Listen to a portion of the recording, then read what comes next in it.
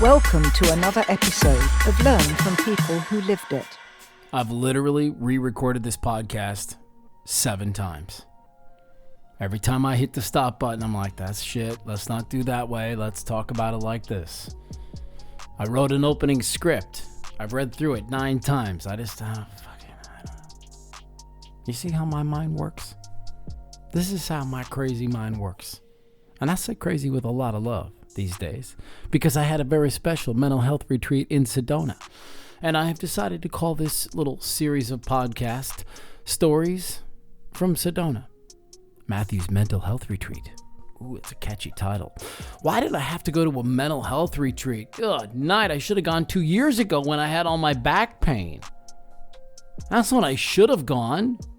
But I did what so many other people do. I pushed it off. Went ahead and had back surgery. Tried to fix it that way. Now, don't get me wrong.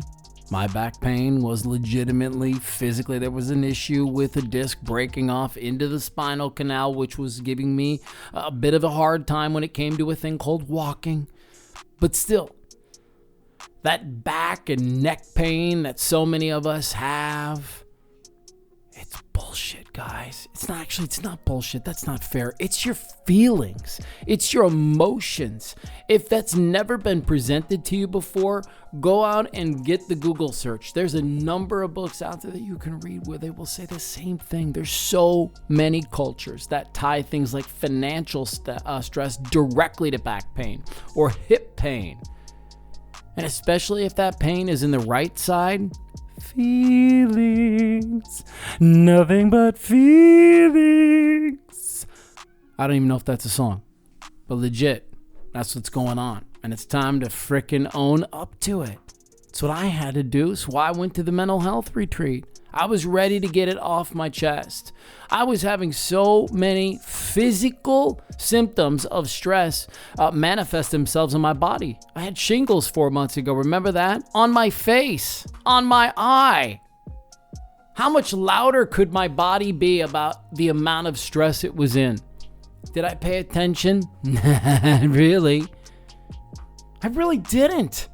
If anything, I added more to my plate. I added 9 radio stations. I added another radio station in my hometown of Minneapolis. And while all this is going on, I find out that my best friend, stage 4 cancer. So I quit some of those radio stations so I can be freed up to go spend time with him. And then I'm pretty okay. Had some summer vacations that came up. I got a little recharged. And then boom, a panic attack. And then another one. And then a third, and this one, I'm not kidding, I thought I was dying. Must have been the scariest shit my wife's ever seen. Hyperventilating, sobbing, shaking, crying. We went for a walk around our neighborhood at 2:30 in the morning, both of us in our pajamas. We must have walked the block 12 times. And then I went to work that morning. And I talked about it on the radio, how devastating that panic attack was to me because I knew something was really wrong.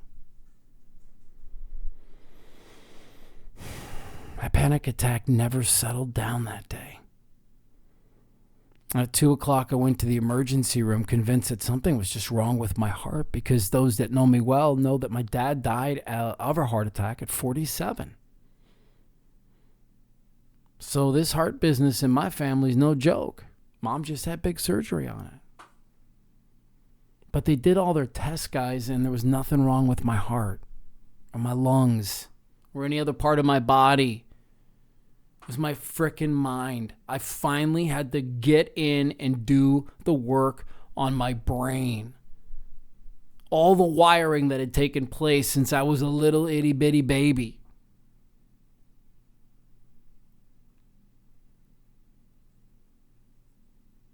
Finally listened to my body. And I went to this place in Sedona and I worked with healers and I worked with therapists, all in an effort to just grow and get back into my life's purpose. We